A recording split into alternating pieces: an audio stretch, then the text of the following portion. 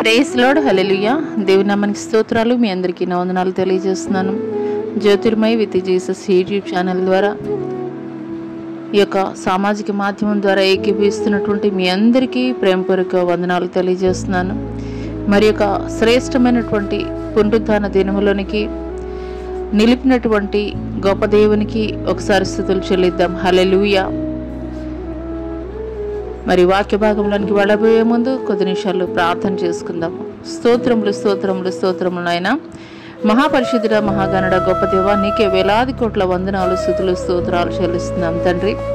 గడిచిన కాలమంతా మీ కృపలో భద్రపరిచి కాచి కాపాడి శ్రేష్టమైనటువంటి మరి యొక్క శ్రేష్టమైనటువంటి పునరుద్ధాన ఆరాధనలో ఏకీభవించడానికి మీరు ఇచ్చినటువంటి కృపను బట్టి మీకు వందనాలు స్తుతులు స్తోత్రాలు చెల్లిస్తున్నాం తండ్రి. ప్రభా మంటి వారం తండ్రి, అల్పులం అయినప్పటికీ కూడా తండ్రి మీరు యోగ్యతనిచ్చి తండ్రి ప్రభా సజీవుల లెక్కలో ఉంచినటువంటి గొప్ప దేవా నీకే స్తుతులు స్తోత్రాలు వందనాలు తెలియజేస్తున్నాం తండ్రి. మీకు వందనాలు ఈ యొక్క అంత్యకాల దినములలో తండ్రి ప్రభా మేము ఎటు రీతిగా జీవించాలో, ఎటు రీతిగా తండ్రి ప్రభా మమ్మల్ని మేము సరిచేసుకోవాలో తండ్రి ప్రభా గత కొన్ని వారాల నుండి తండ్రి ప్రభా 7 సంఘాల ద్వారా మీరు మాట్లాడుతున్నారయ్యా. అవునయ్యా తండ్రి ప్రభా ఈ యొక్క ఉదయకాల సమయంలో కూడా తండ్రి ప్రభా మీరు మాట్లాడుతుండగా తండ్రి ప్రభా వినగలిగినటువంటి చెవుల్ని, గ్రహించగలిగినటువంటి హృదయాన్ని తండ్రి ప్రభా ప్రతి ఒక్కరికి కూడా దయచేసినాయన నా తండ్రి ప్రభా ఆది నుండి అంతం వరకు కూడా మీరే అధ్యక్షత వహించి మీ నామానికి సమస్త మహిమ ఘనత కలగజేసుకోమని నజరేయుడైన యేసు అతి పుణ్య పరిశుద్ధ నామములో అడిగి వేడుకొనుచున్నాం ప్రియ పరలోకపు తండ్రి, ఆమేన్. ప్రైజ్ లార్డ్ అండి. మరి ఒకసారి అందరికీ దేవుని నామం పేరిట వందనాలు తెలియజేస్తున్నాను. హల్లెలూయా. మరి గత కొన్ని వారాల నుండి కూడాను దేవుని యొక్క ఉచితమైనటువంటి కృప ద్వారా ఆయన యొక్క ఆలోచన మేరకు 7 సంఘాలు ప్రకటన గ్రంథంలో అపోస్తలుడైనటువంటి యోహాను గారు రాసినటువంటి పుస్తకము ఈ యొక్క ప్రకటన గ్రంథం. మరి దానిలో 7 సంఘాలతోటి దేవుడైతే కనుక మాట్లాడుతూ మరి ఆ 7 సంఘాలలో మరి ఇప్పటి వరకు కూడాను ఎఫెసు, స్ముర్న, పెర్గమ, తుయితైరా సంఘాల గురించి అయితే కనుక దేవుడు మాట్లాడారు. ఈరోజు 5వ సంఘమైనటువంటి సార్దీసు సంఘాన్ని గురించి అయితే కనుక పరిశుద్ధాత్మ సహాయం ద్వారా తెలుసుకుందాం కొన్ని విషయాలు. హల్లెలూయా. అసలు ఈ సార్దీస్ అనేటువంటి పేరుకి అర్థము ఏంటి అని అంటే కనుక ఉజ్జీవము లేదా ఎర్రనిది అని కూడాను అయితే కనుక చెప్పవచ్చు అర్థము. ఈ యొక్క సార్దీసు సంఘము యొక్క పరిచయాన్ని తెలుసుకుందామండి. ముందుగా సార్దీసు సంఘము యొక్క పరిచయాన్ని గురించి అయితే కనుక మనం తెలుసుకుందాం. హల్లెలూయా. మరి ఈ పట్టణము చాలా సంపన్నమైనది. అంత మాత్రమే కాదు, వ్యాపారము ఈ యొక్క ప్రాంతంలో బాగా జరిగేదని చరిత్రకారుల యొక్క వారి గ్రంథాల ద్వారా తెలియజేయబడుతుంది. అంత మాత్రమే కాదు, ఇది అభివృద్ధి చెందినటువంటి పట్టణం అని కూడాను తెలియజేయబడుతుంది. ప్రస్తుతం ఈ పట్టణాన్ని సార్ట్ అనే అయితే కనుక పిలుస్తారు. హల్లెలూయా. మరి ఈ పట్టణం చుట్టూ కూడాను ఎత్తైనటువంటి కొండలు ఉండడం వలన శత్రువు దుర్భేద్యంగా అయితే కనుక ఉండేది. అంటే ఏ శత్రువు కూడాను మరి ఈ యొక్క ప్రాంతంలోనికి, ఈ యొక్క పట్టణంలోనికి రావడానికి అయితే కనుక సాహసం చేసేటువంటి వారు కాదు. ఎందుకంటే చుట్టూతో కూడాను ఈ యొక్క ప్రాంతం చుట్టూతో కూడాను ఎత్తైనటువంటి కొండలు, ఏ శత్రువు కూడా రావడానికి అయితే కనుక అవకాశం ఉండేది కాదు. క్రీస్తు పూర్వము 546 సంవత్సరంలో పారసీకపు దేశపు రాజు అయినటువంటి కోరేషు సార్దీసు పట్టణాన్ని జయించాలని పట్టణం చుట్టూ వేగులు వారిని అయితే గనక పెట్టారని ఈ యొక్క చరిత్రకారుల యొక్క గ్రంథం తెలియజేస్తుంది. మరి ఒకానొక రోజు మరి పర్షియన్ సైన్యం కోట గోడ మీద మరి రాత్రిపూట కావలి కాయిచున్నటువంటి సమయంలో ఒక సైనికుడు కునికిపాటు పడుతున్నటువంటి సమయంలో అతని యొక్క శిరస్త్రాణం అయితే కనుక కింద పడిపోయింది. అటువంటి సమయంలో ఆ శిరస్త్రాణము తీసుకొని నిమిత్తము మరి వాళ్ళు ఒక సీక్రెట్ డోర్ ద్వారా అయితే కనుక ఆ సైనికులు బయటికి వచ్చేవారు. ఆ సీక్రెట్ డోర్ ద్వారా బయటికి వచ్చినటువంటి క్రమంలో అదే సమయంలో అక్కడ వేగుల వారు కోరేషు పంపించినటువంటి వేగుల వారు కనుగొన్నారు. ఆ సైన్యం ఎటువైపు నుండి వస్తుందని. ఆ యొక్క వేగులు వారు ఈ విషయం అయితే కనుక మరి పారసీక సైన్యంకు మరి చెప్పిన వెంటనే మరి కొంతమంది సైన్యం ఆ యొక్క సీక్రెట్ డోర్ దగ్గరికి అయితే కనుక వెళ్ళారు. ఇంకొంతమంది ఏం చేశారంటే ఆ యొక్క సార్దీస్ పంపించినటువంటి ఆ యొక్క సైన్యాన్ని డైవర్ట్ చేయడం కొరకు ఆ పట్టణంలో ఉన్నటువంటి సార్దీస్ సైన్యాన్ని డైవర్ట్ చేయడం కోసం వాళ్ళు ఏం చేశారంటే మరి వేరొక వైపు వెళ్ళి వారి యొక్క కన్నుదృష్టి మళ్ళించినటువంటి తరుణంలో ఈ యొక్క వేగులు వారు ఏదైతే సీక్రెట్ డోర్ ఉన్నదో బయటికి రావడానికి ఆ సీక్రెట్ డోర్ ద్వారా ఆ యొక్క ద్వారం ద్వారా అన్నమాట ఆ కోటలోనికి వెళ్ళి మరి ఆ పట్టణాన్ని అయితే కనుక ఆక్యుపై చేశారని చరిత్రకారులు రాసినటువంటి పుస్తకాల ద్వారా అయితే కనుక తెలియజేయబడుతుంది. హల్లెలూయా. మొట్టమొదటిగా పేపర్ కరెన్సీని ఉపయోగించింది లేదంటే కనుక ముద్రించింది ఎక్కడ అనంటే కనుక ఈ యొక్క ప్రాంతంలోనే అయితే కనుక చెప్పడంలో ఏమాత్రం సందేహం లేదు. అయితే ఈ యొక్క సార్దీస్ సంఘానికి కలిగినటువంటి ప్రశంస లేదంటే కనుక దేవుడు తెలియజేసినటువంటి తప్పులు కానీ సూచనలు కానీ హెచ్చరికలు ఏంటనేది కొన్ని విషయాలు అయితే కనుక తెలుసుకుందాం.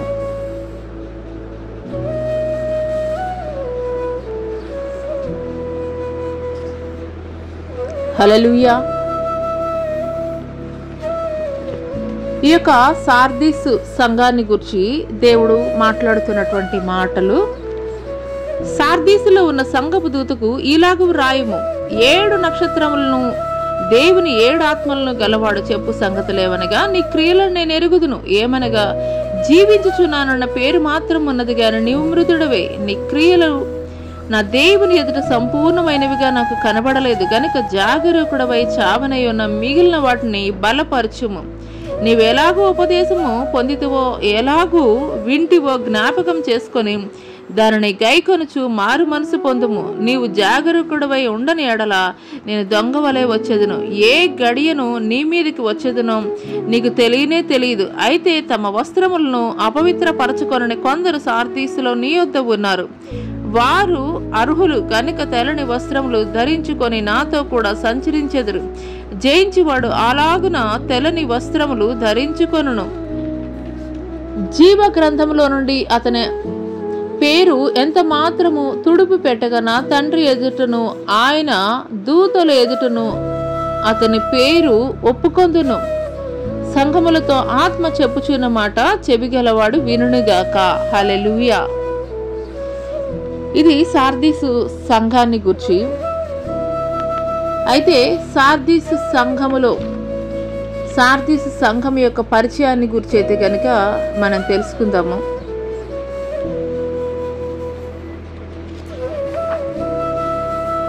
సార్దీసు సంఘములో ఉన్నటువంటి పరిస్థితులను బట్టి దేవుడైతే కనుక కొన్ని విషయాల నిమిత్తం దేవుడు ప్రశంసించాడు, కొన్ని విషయాల నిమిత్తం అయితే కనుక దేవుడు తప్పులు తెలియజేశాడు, కొన్ని సూచనలు తెలియజేశాడు, కొన్ని హెచ్చరికలను కూడా తెలియజేశాడు. అవి ఏంటనేటువంటి విషయాలు అయితే కనుక ఈరోజు మనం తెలుసుకుందాం. హల్లెలూయా. ప్రశంస వచ్చేసి వస్త్రాలని అపవిత్రపరచుకొనున్నటువంటి సంఘముగా అయితే కనుక దేవుడు ఈ యొక్క సార్దీసు సంఘానికి ప్రశంసించాడు. మరి తప్పు ఏంటంటే కనుక అసంపూర్ణమైనటువంటి క్రియలు, అంటే కంప్లీట్ చేయనటువంటి క్రియలుగా అయితే కనుక ఉన్నాయి. సూచనలు ఏంటంటే మారు మనసు పొందమని చెప్పి ఈ యొక్క సంఘానికి తెలియజేస్తున్నాడు. అంత మాత్రమే కాదు, జాగరూకుడవై ఉండమని చెప్పేసి తెలియజేస్తున్నాడు. జాగ్రత్త కలిగి ఉండు, మారు మనసు కలిగి ఉండమని సూచన తెలియజేస్తున్నాడు. హెచ్చరిక ఏంటంటే దొంగ వలె అయితే కనుక నేను వస్తానని తెలియజేస్తున్నాడు. ఈ యొక్క సంఘానికి దేవుడిచ్చినటువంటి గిఫ్ట్ ఏంటనంటే జీవ గ్రంథంలో పేరు తుడిచిపెట్టను, తండ్రి ఎదుటను దూతల ఎదుటను ఒప్పుకుంటాను అని దేవుడు తెలియజేస్తున్నాడు. దేవుడు ఈ సంఘానికి ఇచ్చినటువంటి గిఫ్ట్ ఇది. ఈ యొక్క సార్దీసు సంఘాన్ని గురించి క్లుప్తంగా అయితే మరి ఇంకా ఈ యొక్క సంఘం నేపథ్యం గురించి మనం తెలుసుకోవాలనంటే దేవుడు ఒక్కొక్క సంఘాన్ని గురించి ఒక్కొక్క రీతిలో ఆయన పరిచయం చేసుకుంటూ వస్తున్నారు. ఒక్కొక్క సంఘాన్ని గురించి ఒక్కొక్క రీతిలో అయితే కనుక పరిచయం చేసుకుంటూ వస్తున్నారు. ఈ సంఘానికి దేవుడు ఏం పరిచయం చేసుకున్నారంటే 7 నక్షత్రములను దేవుని 7 ఆత్మలను గలవాడు చెప్పు సంగతులు ఏవనగా. అంటే ఇక్కడ ఒక కంప్లీట్నెస్ కనిపిస్తుంది. 7 అనేది ఒక పరిపూర్ణమైనటువంటి సంఖ్యగా అయితే గనక పరిశుద్ధ గ్రంథంలో మనం చెప్తాం. ఇక్కడ యేసుక్రీస్తు దేవాది దేవుడు ఆదికాండంలో కనుక మనం చూసుకున్నట్లయితే ఆయన 6 దినములు ఈ సృష్టిని సృష్టించి 7వ దినము ఆయన పరిశుద్ధ దినముగా ఆయన విశ్రమించినట్లుగా అయితే గనక మనం చూస్తాం. 7 అనేది 7 వండర్స్ అని కూడా మనం చెప్తాము. అదే రీతిగా ఇక్కడ 7 అనే దానికి చాలా అంటే చాలా ప్రాముఖ్యత కలిగి ఉంది. 7 నక్షత్రాలను దేవుని 7 ఆత్మలను గలవాడు చెప్పు సంగతులు ఏవనగానంటే ఇక్కడ ఇదే ప్రకటన గ్రంథంలో దేవుడు ఆ 7 నక్షత్రాలు 7 ఆత్మలు ఏంటనేది అయితే గనక దేవుడు తెలియజేస్తున్నాడు. ప్రకటన గ్రంథం 1వ అధ్యాయం 20వ వచనంలో గనక మనం చూసుకున్నట్లయితే గనక నీవు చూచిన ఆ 7 నక్షత్రములను గుర్చిన మర్మమును ఆ 7 సువర్ణ దీపస్తంభముల సంగతియు రాయము. ఆ 7 నక్షత్రములు 7 సంఘములకు దూతలు, ఆ 7 దీపస్తంభములు 7 సంఘాలు. హల్లెలూయా. దేవుడు ఇక్కడ 7 నక్షత్రాలని దేవుని 7 ఆత్మలు గలవాడు చెప్పు సంగతులు ఏమనగాని తెలియజేస్తున్నాడు. ఈ యొక్క 7 అనే దానికి చాలా ప్రత్యేకత అయితే కనుక ఉన్నది పరిశుద్ధ గ్రంథంలో. మరి యెషయా గ్రంథంలో అయితే కనుక మనం చూసుకున్నట్లయితే కనుక యెషయా గ్రంథము ఒకసారి చూద్దామండి. పరిశుద్ధ గ్రంథాలు ఉన్నవారు మరి వీలైతే మీ గ్రంథాలు తెరచి యెషయా గ్రంథము 11వ అధ్యాయము 2వ వచనంలో కనుక మనం చూసుకున్నట్లయితే యెహోవా ఆత్మ జ్ఞాన వివేకములకు ఆధారముగా ఆత్మ, ఆలోచన బలములకు ఆధారముగా ఆత్మ, తెలివిని యెహోవా ఏడల భయభక్తులను పుట్టించు ఆత్మ అతని మీద నిలుచుననే మాటనైతే మనం చూస్తున్నాం. ఇక్కడ 7 విషయాలు అయితే కనుక తెలియజేయబడుతుంది. ఆత్మ వేటికి సాదృశ్యంగా ఉన్నది అనంటే కనుక జ్ఞానమునకు ఆధారమైనటువంటి ఆత్మగా ఉన్నది, వివేకమునకు ఆధారమైనటువంటి ఆత్మగా ఉన్నది, ఆలోచనకు ఆధారమైనటువంటి ఆత్మగా ఉన్నది, బలమునకు ఆధారమైనటువంటి ఆత్మగా ఉన్నది, తెలివిని పుట్టించేటువంటి ఆత్మగా ఉన్నది. మరి 6 వచ్చేసి భయమును పుట్టించు మరి ఆ ఆత్మని తెలియజేస్తుంది. తర్వాత భక్తిని పుట్టించేది కూడాను ఈ యొక్క ఆత్మే అని 7 గురించి సంపూర్ణమైనటువంటి సంఖ్యగా అయితే కనుక తెలియజేయబడుతుంది. హల్లెలూయా. మరి ఆ యొక్క ఆత్మలు అనగా ఆత్మ చేయు దేవుని 7 కార్యాలు,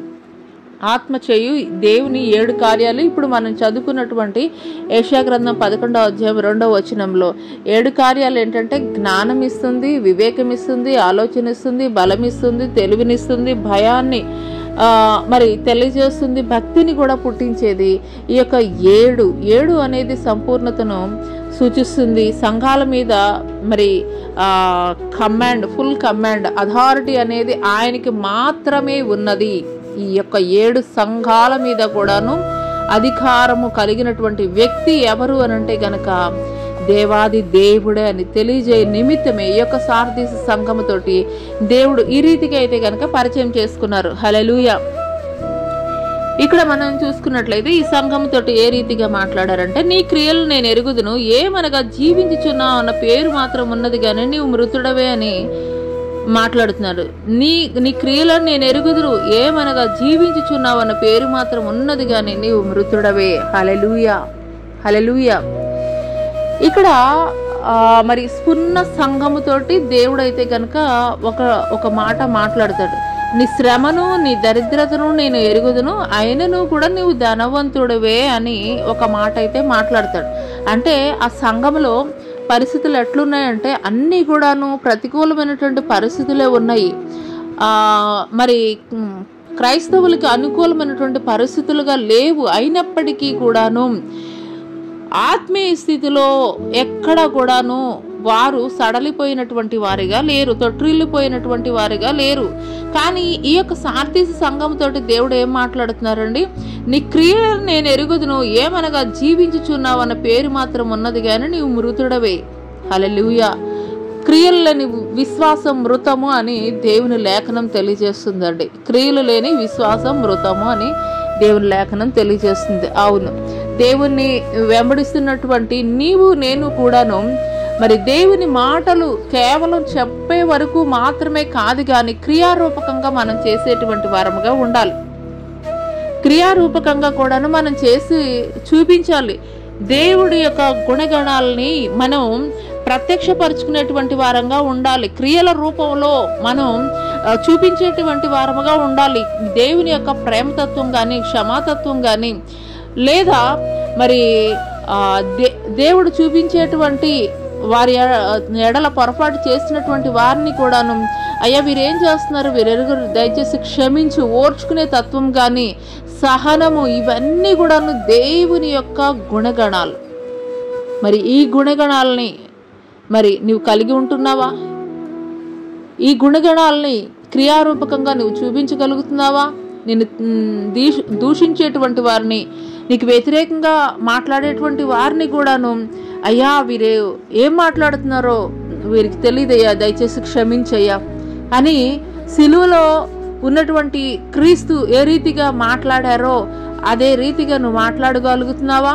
మనం దేవుని వాక్యము వినడము లేదంటే గనక మరి చెప్పడం మాత్రమే కాదు కానీ మరి చెప్పినటువంటి మాటల్ని, చెప్పినటువంటి వాక్యాలని, దేవుని యొక్క గుణగణాలని, సారూప్య లక్షణాలని మనము క్రియారూపకంగా చేసేటువంటి వారముగా ఉండాలి. హల్లెలూయా.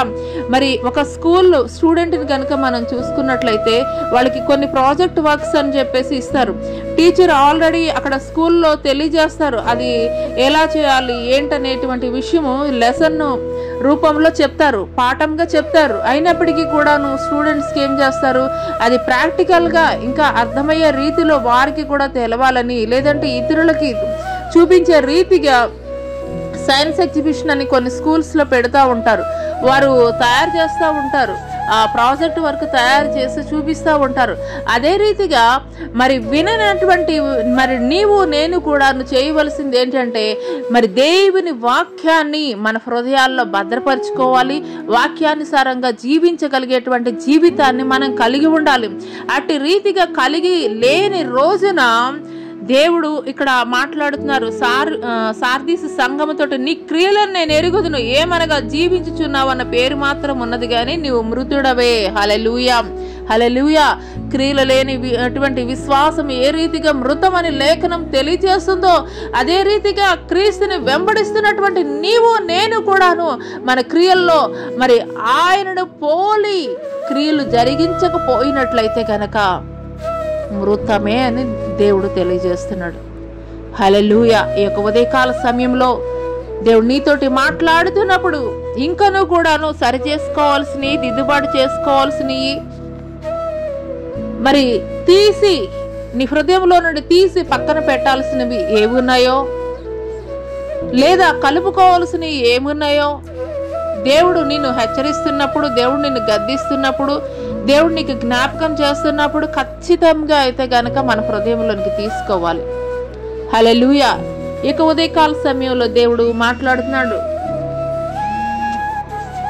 ఈ యొక్క ఉదయకాల సమయంలో దేవుడైతే కనుక మనతోటి మాట్లాడుతున్నారు. క్రియలు సంపూర్ణంగా లేవు, క్రియలు సంపూర్ణంగా లేవు. నీ క్రియలు నేను ఎరుగుదును, ఏమనగా జీవించుచున్నావు అన్న పేరు మాత్రం ఉన్నది కానీ నీవు మృతుడవే అని చెప్పి తెలియజేస్తున్నాడు. హల్లెలూయా. క్రియలు కలిగినటువంటి విశ్వాసాన్ని మనం కలిగి ఉండాలండి. దేవుడు అందుకే ఒకానొక సందర్భంలో తెలియజేస్తాడు కదా, ప్రవ్వా ప్రవ్వా అని పిలిచి ప్రతివాడు కూడా నువ్వు పరలోక రాజ్యంలో రాజ్యమందునటువంటి తండ్రి చిత్తాన్ని ఎవరైతే జరిగిస్తారో వారు మాత్రమే పరలోకంలో చేర్చబడతారని దేవుని లేఖనం తెలియజేస్తుంది. అదే రీతిగా మరి క్రైస్తవులుగా పిలువబడుతున్నారు, లేదంటే కనుక క్రీస్తుని వెంబడిస్తున్నటువంటి వారు ఉన్నారు. క్రీస్తుని వెంబడిస్తున్నటువంటి వారముగా మనం ఉన్నాము అని అంటే గనక మనం చేయవలసింది ఏమిటి అని అంటే గనక క్రియలు కలిగినటువంటి విశ్వాసాన్ని మనం కలిగి ఉండాలి. క్రియలు కలిగినటువంటి భక్తిని మనం చేయాలి. క్రియలు కలిగినటువంటి జీవితాన్ని మనం కొనసాగించాలి. అటు రీతిగా మనం కొనసాగించగలిగినప్పుడే మనము ఏ రీతిగా ఉంటామండి? జీవము కలిగినటువంటి వారముగా ఉంటాము. లేనట్లయితే కనుక దేవుడు ఏం తెలియజేస్తున్నాడంటే, మృతుడవే, నీవు మృతుడవే అని లేఖనం తెలియజేస్తుంది. హల్లెలూయా. మరి చాలా మందిని మనం చూస్తూ ఉంటాం. పైకి చాలా భక్తిపరుల్లాగాను మరి నీతిపరుల్లాగాను కనిపించవచ్చు, కానీ ఆత్మీయ స్థితిలో ఏ రీతిగా ఉంటుందండి? చనిపోయినటువంటి స్థితిలో అయితే కనుక ఉంటారు. ఆ రీతిగా ఉండకూడదని దేవుడు తెలియజేస్తున్నాడు. ఈ యొక్క సార్దీసు సంఘము కూడా ఆర్థికంగా చక్కగా అభివృద్ధి చెందినటువంటి సంఘముగా ప్రాంతముగా ఉన్నది ఈ యొక్క సార్దీస్. కానీ ఆత్మీయ జీవితంలో అయితే కనుక చనిపోయినటువంటి స్థితిలో ఉన్నదని దేవుడు తెలియజేస్తున్నాడు. అదే రీతిగా మన యొక్క భక్తి జీవితం, మన యొక్క విశ్వాస జీవితం కూడాను పైకి భక్తిపరుల్లాగా కనిపించేటువంటి వారముగా ఉండకూడదు. కానీ దేవుడు హృదయ లోతుల్ని ఎరిగినటువంటి వాడు కాబట్టి మన హృదయం దేవునికి సమీపముగా ఉన్నదా లేదా అనేటువంటి విషయాన్ని అయితే కనుక మనం గ్రహించుకున్నటువంటి వారముగా ఉండాలి. హల్లెలూయా. ఈ యొక్క స్ఫూర్ణ సంఘాన్ని గురించి మనం చూసుకున్నట్లయితే ఇది సంపన్నమైనటువంటి సంఘముగా అయితే కనుక సంపన్నమైనటువంటి మరి ప్రాంతముగా అయితే కనుక ఉన్నది ఈ యొక్క స్ఫూర్ణ అనేది.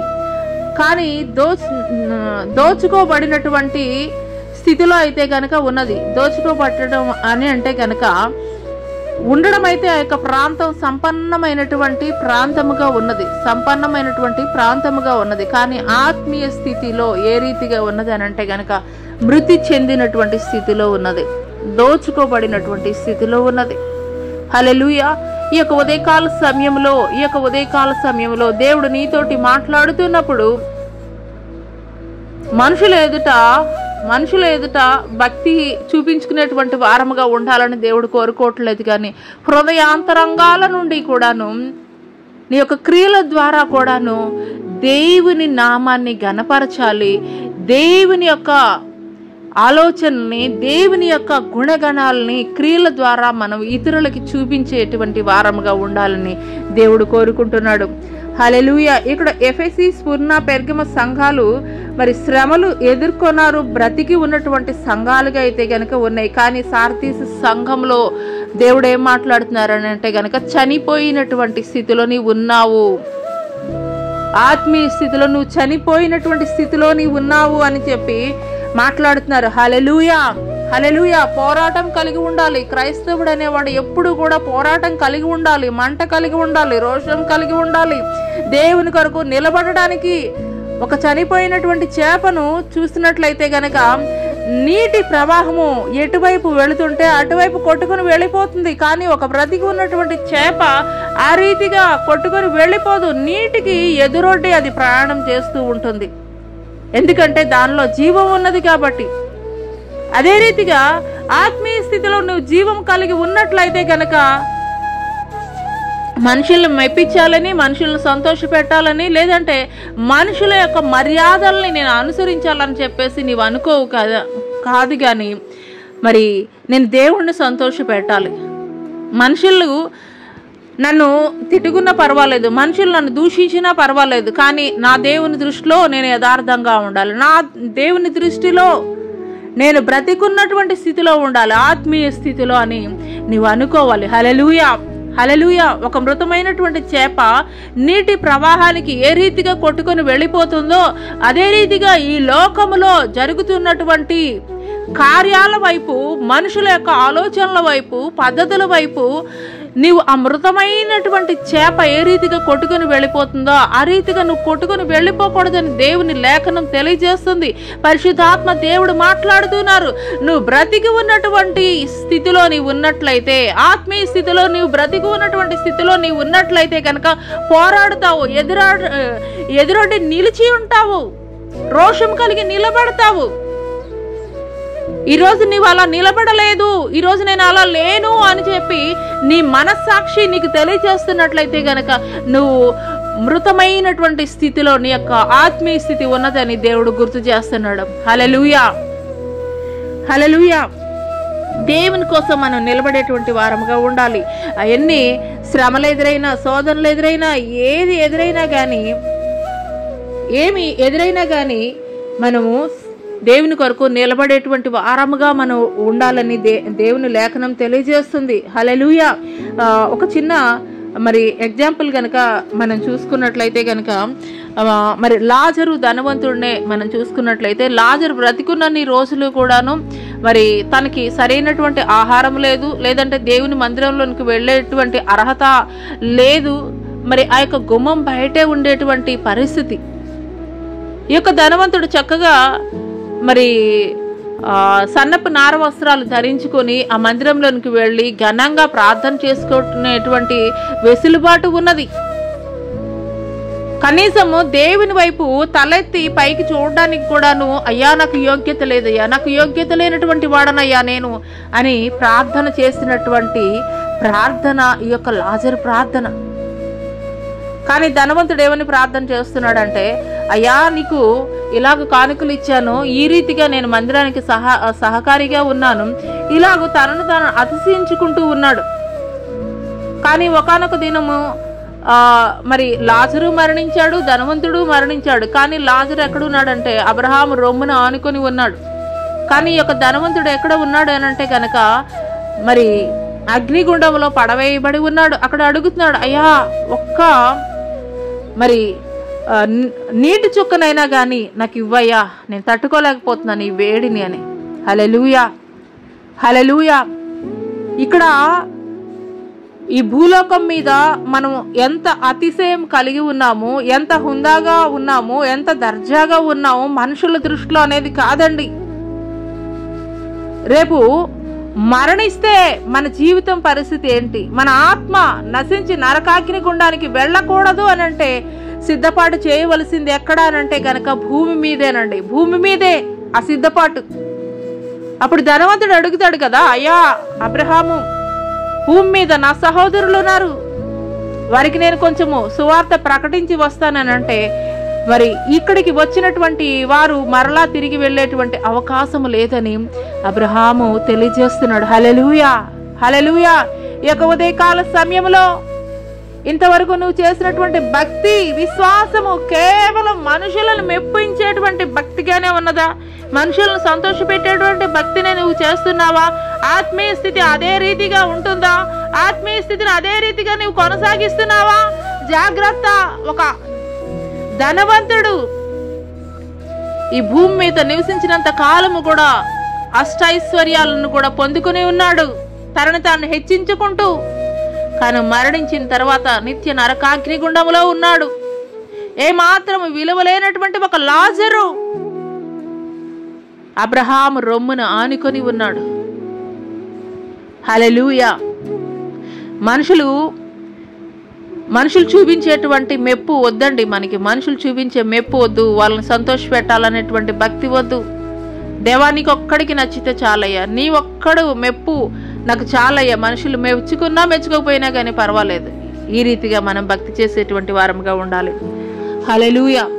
ఆ తర్వాత చూసుకున్నట్లయితే కనుక నీ క్రియలు నా దేవుని ఎదుట సంపూర్ణమైనవిగా నాకు కనబడలేదు కనుక జాగరూకుడవై చావనై ఉన్న మిగిలిన వాటిని బలపరచుము. హల్లెలూయా. నీ క్రియలు నా దేవుని ఎదుట సంపూర్ణమైనవిగా నాకు కనబడలేదు. హల్లెలూయా. భూమి మీద చేసే ప్రతి ఒక్క కార్యానికి కూడా దేవుని ఎదుట లెక్క అప్పజెప్పాల్సినటువంటి వారముగా ఉన్నామండి. హల్లెలూయా. అందుకొరకు మనం చేయవలసింది ఏంటంటే ప్రతి ఒక్క విషయంలో కూడా దేవుని సన్నిధిలో మనం ఒప్పుకునేటువంటి వారముగా ఉండాలి. దేవుని ఎదుట మన యొక్క పొరపాట్లని మనము ఆయన ఎదుట మనం ఒబే చేసేటువంటి వారముగా ఉండాలి. అయ్యా నేను ఈ పొరపాటు చేశాను, అయ్యా నేను ఈ తప్పు చేశాను, దయతోటి క్షమించండి అయ్యా, దయతోటి నన్ను నా యొక్క పొరపాట్ల నుండి నన్ను క్షమించండి అయ్యా, నీ కుమార్తెగా కుమారుడిగా నన్ను చేర్చుకోనండి అయ్యా. ఈ రీతిగా తగ్గింపు ప్రార్థనను మనం కలిగి ఉండాలి. నీ క్రియలు నా దేవుని ఎదుట సంపూర్ణమైనవిగా నాకు కనబడలేదు కనుక జాగరూకుడవై చావనై ఉన్న మిగిలిన వాటిని బలపరచుము. హల్లెలూయా. జాగరూకుడవై ఉండమని దేవుని లేఖనం తెలియజేస్తుందండి. మెలకువ కలిగి ఉండేటువంటి వారముగా ఉండాలి. మెలకువ కలిగి ఉండేటువంటి వారముగా ఉండాలి. జాగ్రత్త కలిగి ఉండేటువంటి వారముగా ఉండాలి. ఎందుకంటే ఆయన సమీపముగా ఉన్నప్పుడే మనల్ని మనం సరిచేసుకునేటువంటి వారముగా ఉండాలి.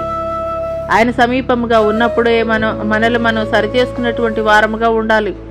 ఎఫెసీయులకి రాసినటువంటి పత్రిక 5వ అధ్యాయం 14వ వచనంలో మరి అందుచేత నిద్రించున్న నీవు మేల్కొని మృతుల్లో నుండి లెమ్ము, క్రీస్తు నీ మీద ప్రకాశించునని ఆయన చెప్పుచున్నాడు. నువ్వెక్కడ ఉన్నావు, ఏ పరిస్థితుల్లో ఉన్నావు ఒకసారి నువ్వు గ్రహించుకోగలుగుతున్నావా? హల్లెలూయా. ఒక వ్యక్తి బాగా మరి ధనఘనతలు పేరు ప్రఖ్యాతలు కలిగినటువంటి వ్యక్తే, కానీ అతనికి ఉన్నటువంటి ఒక బలహీనత ఏంటంటే మరి త్రాగుడు. ఆ త్రాగుడు సేవించడం వలన అతను ఆ సమయంలో ఎప్పుడు ఎట్లుంటాడో అతనికే తెలియదు. అటువంటి సమయంలో ఒకానొక చోట అతను పడిపోయాడు, రోడ్డు మీద పడిపోయినటువంటి క్రమంలో మరి అందరూ కూడాను చూసుకుంటూ వెళుతున్నారు, కానీ ఎవరు కూడా దగ్గరకు వచ్చి పలకరించట్లేదు, అతన్ని గురించి పట్టించుకోవడం లేదు. అతను మరి ఉండడానికి మంచి ధనికుడు, మంచి పేరు ప్రఖ్యాతులు కలిగినటువంటి వాడు, కానీ అతనికి ఆ మద్యం సేవించిన తర్వాత ఎక్కడ పడిపోయాననేటువంటి విషయం సోయ కూడా లేనటువంటి స్థితిలో పడిపోయి మరి అతనికి మెలకువ వచ్చినప్పుడు అతను అనుకుంటున్నాడు, అయ్యో నేనేంటి ఇక్కడ ఉన్నానేంటి, అయ్యో ఏంటి రోడ్డు మీద వాళ్ళందరూ నన్ను ఒక వింతగా చూస్తున్నారు, అని చెప్పేసి సిగ్గుపడ్డాడంట. హల్లెలూయా. అదే రీతిగా దేవుడు మనతోటి ఈ యొక్క ఉదయకాల సమయంలో మాట్లాడుతున్నారు. అందుచేత నిద్రించున్న నీవు మేల్కొని మృతుల్లో నుండి లెమ్ము. ఏ స్థితిలో ఏ రీతిగా నువ్వు పడిపోయి ఉన్నావు, ఎలాగూ ఏ బలహీనతలను బట్టి నువ్వు పడిపోయి ఉన్నావు, ఏ బలహీనతలను బట్టి మృతమైనటువంటి స్థితిలోనికి నువ్వు వెళ్ళిపోయి ఉన్నావు. దేవుని లేఖనం తెలియజేస్తుంది, క్రీస్తు నీ మీద ప్రకాశించుచున్నాడని ఆయన చెప్పుచున్నాడు. హల్లెలూయా, హల్లెలూయా. ఉదయకాల సమయంలో దేవుడు మనతోటి మాట్లాడుతున్నప్పుడు మన ప్రతి పొరపాట్లని కూడా ఆయన ఎదుట మనం ఒప్పుకునేటువంటి వారముగా ఉండాలి. దేవుడిచ్చినటువంటి అధికారాన్ని, దేవుడిచ్చినటువంటి ధనాన్ని, దేవుడిచ్చినటువంటి బలాన్ని,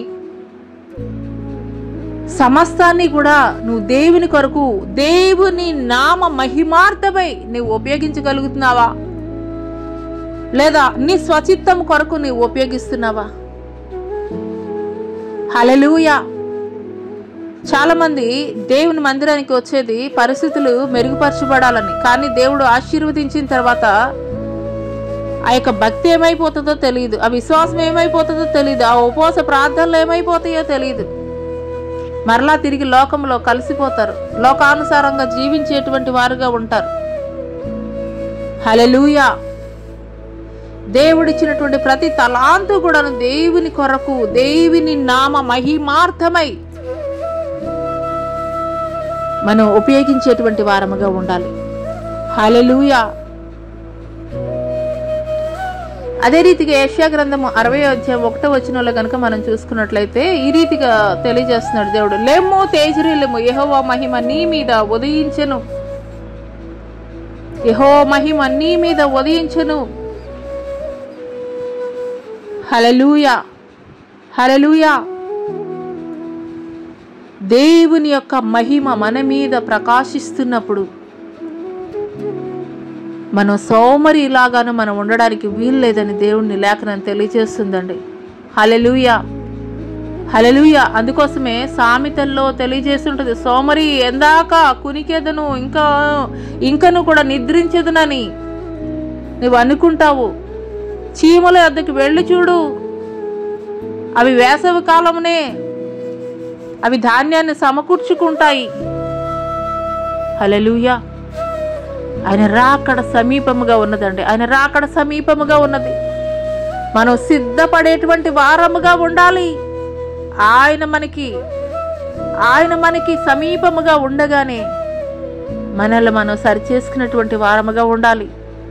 ఒక ధనవంతుడు నరకాగ్ని గుండానికి వెళ్ళిపోయాడు. అక్కడ అనుకుంటున్నాడు, అయ్యో నేను ఇలాంటి భయంకరమైనటువంటి పరిస్థితుల్లో ఉన్నానయ్యా.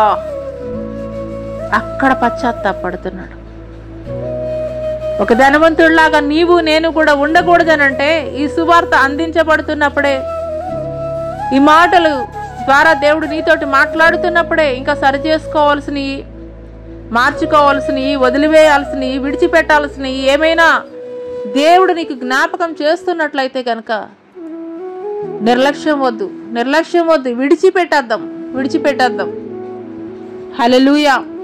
లూకాసు వార్త 12వ అధ్యాయం 37లో ఈ రీతిగా దేవుడు తెలియజేస్తున్నాడు, ప్రభువు వచ్చి ఏ దాసులు మెలకువగా ఉండుట కనిగొన్నో ఆ దాసులు ధన్యులు. అతడు నడుము కట్టుకుని వారిని భోజన పంక్తిని కూర్చుండబెట్టి తానే వచ్చి వారికి ఉపచారము చేయనని మీతో నిశ్చయముగా చెప్పుచున్నాను. అటువంటి ధన్యతను, భాగ్యాన్ని ఎవరు మరి పోగొట్టుకోవాలని చెప్పేసి ఆశపడతారండి? ఆయన మధ్యాకాశంలోనికి మరలా ఆయన రానే ఉన్నాడు. ఆయన మధ్యాకాశంలోనికి 7 ఏండ్ల విందు జరగబోతుంది అక్కడ. ఆ 7 ఏండ్ల విందులో ఆయనే ఎవరైతే మెలుగు కలిగి ఉండుట ఆయన కనుగొంటారో వారిని ఆయనతో కూడా కొనిపోబడతారంట. ఆయనతో కూడా కొనిపోబడేటువంటి వారిగా ఉంటారంట. అటువంటి వారికి ఆయనే స్వయముగా ఆ యొక్క భోజన పంక్తిలో ఆయనే వచ్చి ఉపచారం చేస్తారంట. ఆయనే మనకి భోజనం వడ్డిస్తారంట. హల్లెలూయా, హల్లెలూయా. అల్పకాల పాప భోగములను అనుభవించుట కంటే క్రీస్తు ప్రజలతో కూడా శ్రమ అనుభవించటం మేలని ఒక మోషే ఆలోచన చేశాడండి. హల్లెలూయా. ఫరో యొక్క కుమార్తె యొక్క కుమారుడిగా అనిపించుకోవడానికి తను ఇష్టపడలేదు, కానీ క్రీస్తు ప్రజలతో కూడా నిందైన అవమానమైన కానీ పర్వాలేదని క్రీస్తు ప్రజలతో కూడా నడిచినటువంటి వ్యక్తి మోషే అండి. అవును, ఏ రోజునైనా సరే ఆయన రాకడ ముందుగా జరిగినా మన పోకడ ముందుగా జరిగినా కానీ ఈ భూమిని ఖచ్చితంగా విడిచిపెట్టాల్సినటువంటి రోజు ఒక రోజు ఉన్నది. ఆ రోజు మరి లోకములో ఉన్నటువంటి అందరిలాగా మరి నీవు నేను కూడా ఉండకూడదు అని అంటే కనుక ఈ భూమి మీద ఉన్నప్పుడే మరి మన బిడ్డలు పుట్టిన వెంటనే ఏం చేస్తారండి? చాలా మంది తల్లిదండ్రులు వాళ్ళకి ఫిక్స్డ్ డిపాజిట్లు చేస్తుంటారు. ఆ తర్వాత మగపిల్లడు పుడితే కనుక మరి ఈ రీతిగా మరి ఈ ఒక డాక్టర్ని చేయాలి, ఆడపిల్ల పుడితే కనుక ఈ రీతిగా చేయాలని చెప్పేసి కొన్ని ఆలోచనలు, కొన్ని ప్రణాళికలు వాళ్ళు చేసుకుంటూ ఉంటారు. మరి బిడ్డలు కలగక పూర్వమే కొంత ధనాన్ని సమకూర్చుకొని వారి కొరకు ఏ రీతిగా మనము మరి వెచ్చించాలని ఆలోచనలు, చాలా భవిష్యత్తుకు సంబంధించినటువంటి ఆలోచనలు అన్నీ కూడా చేస్తూ ఉంటారు. అయితే ఈ యొక్క ఉదయకాల సమయంలో దేవుడు సూటిగా స్పష్టంగా నీతోటే మాట్లాడుతున్నారు. నీ బిడ్డల గురించి, మరి నీ కుటుంబంలో మరి భవిష్యత్తు బాగుండాలని ఇన్ని ప్రణాళికలు, ఇన్ని ఆలోచనలు చేస్తున్నటువంటి నీవు ఒకానొక దినము ఈ భూమిని విడిచిపెట్టి నిశ్చయముగా వదిలిపెట్టి వెళ్ళవలసినటువంటి రోజు ఒక రోజు ఉన్నదని జ్ఞాపకం మరి దేవుడు నీకు జరిగిస్తున్నప్పుడు ఎందుకు ఆలోచన చేయలేకపోతున్నావు? శ్రేష్టమైనటువంటి పట్టణము, ఆయన పునరుద్ధానుడైన తర్వాత తండ్రి యొద్దకు ఆరోహణం అవుతూ చెప్పినటువంటి మాట అదే, మీ కొరకు నేను స్థలము సిద్ధపరచనై ఉన్నానని వెళుతున్నానని దేవుడు తెలియజేశాడు. ఆ శ్రేష్టమైనటువంటి దేశంలో నీవు నేను కూడా ఉండాలని మనకంటే ముందుగా ఆయన వెళ్ళాడు. హల్లెలూయా. అటువంటి శ్రేష్టమైనటువంటి దేశంలో ఉండాలని, అటువంటి శ్రేష్టమైనటువంటి స్థలంలో ఉండాలని నీకు ఆలోచన లేదా? నీకు ప్రణాళికలు లేవా? ఈ భూమి మీద అల్పకాలమైనటువంటి ఈ భూమి మీద ఉండేటువంటి పరిస్థితులకే మనం అన్ని ప్రణాళికలు, అన్ని ప్లానింగ్స్, అన్ని ఆలోచనలు చేస్తున్నప్పుడు శాశ్వతంగా ఉండవలసినటువంటి ఒకానొక స్థలం ఉన్నది. మరి ఆ యొక్క ప్రదేశానికి వెళ్ళాలి అని అంటే గనక, నిత్య జీవ రాజ్యానికి వెళ్ళాలంటే గనక మరి ఈ భూమి మీదే ప్రణాళికలు చేయవలసింది, ఆలోచనలు చేయవలసింది. ఒక దేశం నుండి ఇంకొక దేశానికి వెళ్ళాలంటేనే ఒక భాష మారిపోతుంది, ప్రాంతం మారిపోతుంది. ఆ యొక్క ప్రాంతం యొక్క మరి పరిస్థితులు, భౌగోళిక పరిస్థితులు మారిపోతాయి. వాటికి అనుగుణంగా ఇక్కడే మనం సిద్ధపాటయి వెళుతూ ఉంటాము. అటువంటిది పరలోక రాజ్యం చేర్చబడాలనంటే కనుక ఈ భూమి మీద ఎన్ని రకాలుగా మనం సిద్ధపడి ఉండాలి, ఎన్ని రకాలుగా మనల్ని మనం మార్చుకోవాలి, ఎన్ని రకాలుగా మనల్ని మనం మౌల్డ్ చేసుకోవాలి. ఆ ప్రిపరేషన్ అంతా కూడాను భూమి మీదేనండి, భూమి మీదే. పరలోకం వెళ్ళిన తర్వాత, అక్కడికి వెళ్ళిన తర్వాత, దేవుని ఎదుట నిలబడిన తర్వాత అక్కడ మార్చుకోవడానికి ఏమాత్రం కూడా అవకాశం లేదు. హల్లెలూయా. మన బిడ్డల కొరకు, వారి భవిష్యత్తు కొరకు ఏ రకంగా మనం ప్రణాళికలు చేస్తున్నామో అదే రీతిగా ఈ భూమి, శాస్త్రవేత్తలు కూడా అనేక మంది తెలియజేస్తున్నారు, భూమి మరి శాశ్వతమైనది కాదు, భూగ్రహము అంతమైపోతుంది. కాబట్టి ఏదో ఇంకొక గ్రహానికి వెళ్ళిపోవాలని వారు కూడా ఆలోచనలు చేస్తున్నారు. మరి ఇది శాశ్వతం కాదు, అశాశ్వతం అని తెలిసినప్పుడు శాశ్వతమైన దాని కొరకు ప్రిపేర్ అవ్వాలి కదా. అదే దేవుడు తెలియజేస్తున్నాడు. హల్లెలూయా.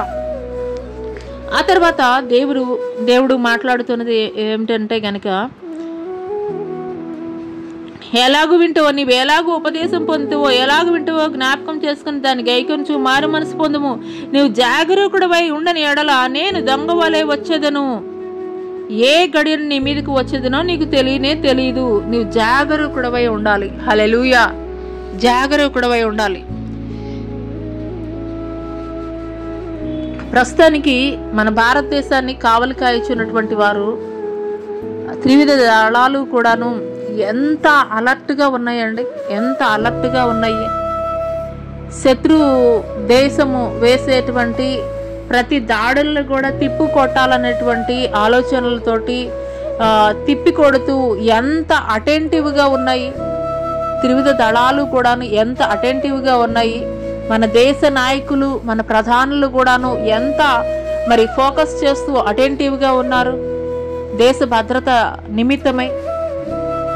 అదే రీతిగా మరి దేవుని రాకడ కూడాను మరి అతి సమీపముగా ఉన్నది. ఆయన యొక్క రాకడ సూచనలే ఇవన్నీ కూడాను, సమస్తము కూడాను. మరి జనం మీదకి జనము, మరి భూకంపాలు, కరువులు, రాజ్యం మీదకి రాజ్యము, ఇలాగూ అనేక విషయాలు దేవుడు తెలియజేశాడు. మరి ఇవన్నీ జరుగుతున్నాయనంటే ఆయన రాకడ, ఆయన గుమ్మములోనే నిలబడి ఉన్నాడనేటువంటి విషయాన్ని అయితే కనుక మనం మర్చిపోకూడదు. ఆయన ఏ రీతిగా జాగ్రత్త కలిగి ఉండమని చెప్తున్నాడు, ఆయన మళ్ళీ ఏ రీతిగా వస్తానని చెప్తున్నాడు, దొంగ వలె నేను వస్తానని చెప్తున్నాడు. దొంగ ఏమన్నా కాలింగ్ బెల్ కొట్టి చెప్పి వస్తున్నానని చెప్తాడండి? కాదు. ఏ టైంలో వస్తాడో, ఎప్పుడు వస్తాడో తెలియదు. అదే రీతిగా దేవుని రాకడ కూడా అదే రీతిగా జరగబోతుంది. మరి శత్రు సైన్యం ఎటువైపు నుండి ఏ రీతిగా దాడులు చేస్తారో ఎరగనటువంటి మరి మన సమూహం కూడాను, మన సైనికులు కూడాను మెలకువ కలిగి, జాగ్రత్త కలిగి, ఏ రీతిగా ఎటువైపు నుండి వస్తే అటువైపు నుండి మరి తిప్పి కొట్టాలి అనేటువంటి జాగ్రత్త కలిగి ఉన్నారు. హల్లెలూయా. అదే రీతిగా ఆయన రాకడ బహు సమీపముగా ఉన్నది. ఆయన గుమ్మములోనే వేచి ఉన్నాడు. ఏ క్షణమో ఏ గడియో తెలియదు. కాబట్టి మనం మెలకువ కలిగి ఉండేటువంటి వారముగా ఉండాలి. మనం మెలకువ కలిగి ఉండేటువంటి వారముగా ఉండాలి. హల్లెలూయా. ఆ తర్వాత చూసుకున్నట్లయితే, అయితే తమ వస్త్రములను అపవిత్రపరచుకొని కొందరు సార్దీసులో నీ యొద్ద ఉన్నారు. తమ వస్త్రాలని అపవిత్రపరచుకున్నటువంటి కొందరైతే గనక నీలో ఉన్నారని దేవుడు ఈ యొక్క సార్దీస్ సంఘానికి ప్రశంసిస్తున్నాడు.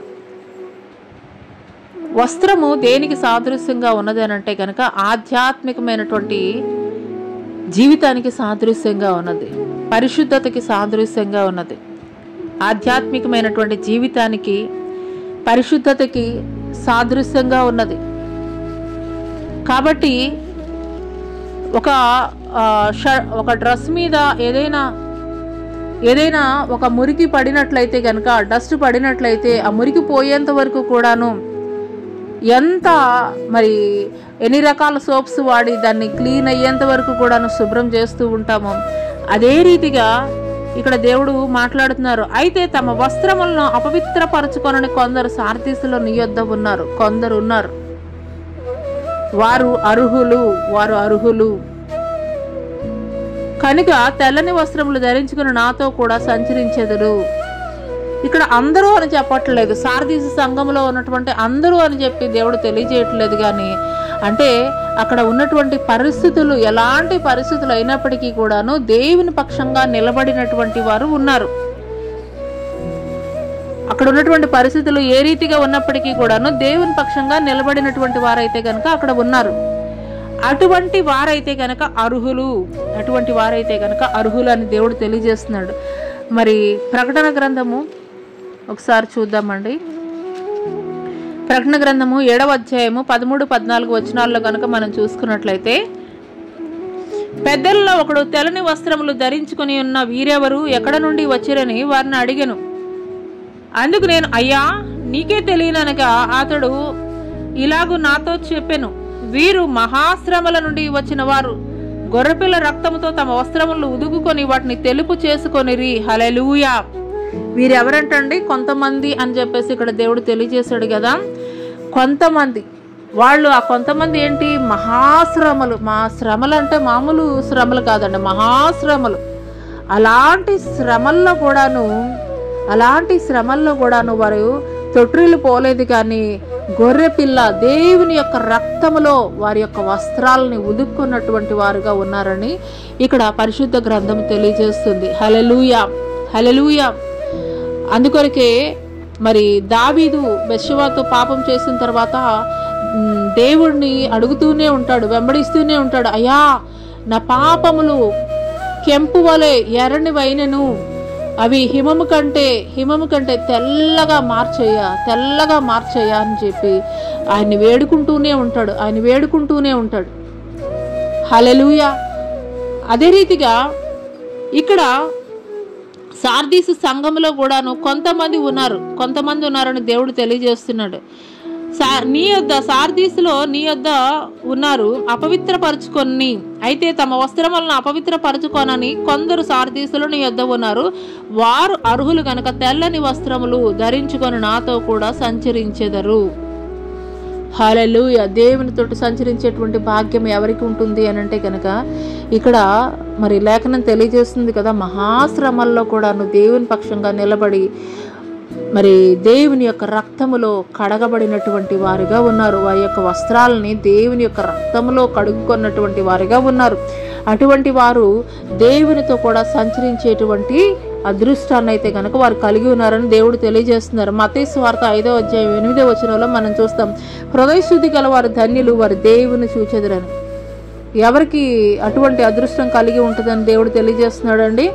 హృదయాన్ని ఎవరైతే పరిశుద్ధమైనటువంటి హృదయముగా ఉంచుకుంటారో అటువంటి వారికి దేవుణ్ణి చూచేటువంటి ధన్యతనైతే గనక మరి కలిగి ఉంటారు, ధన్యత కలిగి ఉంటుంది అని చెప్పేసి దేవుడు తెలియజేస్తున్నాడు. మరి మనం ఏ రంగు ఉన్నాము, ఎలా ఉన్నాము అనేది కాదు, కానీ మన హృదయము ఏ రీతిగా ఉన్నది అనేది అయితే కనుక దేవుడు చూస్తున్నాడు. హల్లెలూయా. ఆ తర్వాత చూసుకున్నట్లయితే, జయించువాడు అలాగన తెల్లని వస్త్రములు ధరించుకొనును, జీవ గ్రంథములో నుండి అతని పేరు ఎంత మాత్రమును తుడిపి పెట్టక నా తండ్రి ఎదుటను ఆయన దూతల ఎదుటను అతని పేరు ఒప్పుకొందును. హల్లెలూయా. జీవ గ్రంథములో అయితే కనుక అతని పేరు తుడిచిపెట్టనని దేవుడు తెలియజేస్తున్నాడు అండి. వారికి ఇచ్చేటువంటి వస్త్రాలు ఏంటి? జయించినటువంటి వారికి ఇచ్చినటువంటి వస్త్రాలు ఏంటండి? తెల్లని వస్త్రాలు ఇస్తానని చెప్పేసి దేవుడు తెలియజేస్తున్నాడు. అంత మాత్రమే కాదు, జీవ గ్రంథంలో నుండి అతని పేరు ఎంత మాత్రమును తుడిపి పెట్టక నా తండ్రి ఎదుటను ఆయన దూతల ఎదుటను అతని పేరు ఒప్పుకొందును. హల్లెలూయా, హల్లెలూయా. ఒకనొక సమయంలో మరి మోషే అయితే కనుక అడుగుతాడు, అయ్యా నువ్వు నాతో కూడా రానట్లయితే కనుక జీవగ్రంథంలో నుండి నా పేరు తీసేయ్యా, నా పేరు వద్దయ్యా అని చెప్పేసి దేవుడిని అడుగుతాడు. ఎందుకొరకు అని అంటే కనుక దేవుడు ఆయనతో కూడా రావాలని. నువ్వు నాతో కూడా రాకపోయినట్లయితే నాకు అసలు జీవగ్రంథంలో పేరే వద్దయ్యా. హల్లెలూయా, హల్లెలూయా. అవునండి, దేవుడు ఎక్కడ ఏ స్థలములో ఉంటే ఆ స్థలమే మనకి పరలోక పట్టణం. హల్లెలూయా. ఈ యొక్క ప్రకటన గ్రంథాన్ని రాసినటువంటి ఒక యోహాను ఏ రీతిగా ఉన్నాడు అని అంటే కనుక ఒక ఖైదీగా ఉంచబడ్డాడు. పగలు విపరీతమైనటువంటి ఎండ, రాత్రి మరి ఎముకలు కొరికేటువంటి భయంకరమైనటువంటి చలి, భయంకరమైనటువంటి విష సర్పాలు సంచరించేటువంటి స్థలం అది. కానీ ఆ స్థలంలో దేవునికి ప్రార్థన చేసినప్పుడు దేవుడు దర్శనం ఇచ్చారండి.